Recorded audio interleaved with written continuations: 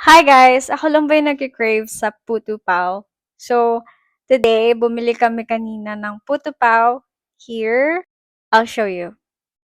Ayan siya! Nakikita niyo ba yung putu pao na to? Super yummy. Makikita niyo yung cheese, yung salted egg on top, and for sure, knowing putu pao to, may feeling siya sa loob. Tikman natin later. And then, flexing my wireless lavalier microphone na ginagamit ko right now. Kita niyo man, ang ganda ng boses ko, 'di ba? So, ayun guys, let's try putu pao. Ayan, kumuha ka ng isa. Siyempre, tatanggalin natin yung balat.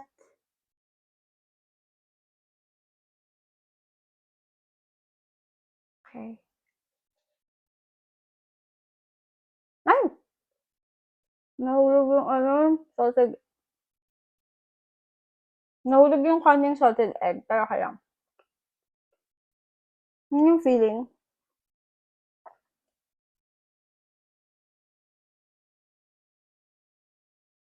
Mmm. Parang siopaw. Dahil dun sa feeling niya. Bye!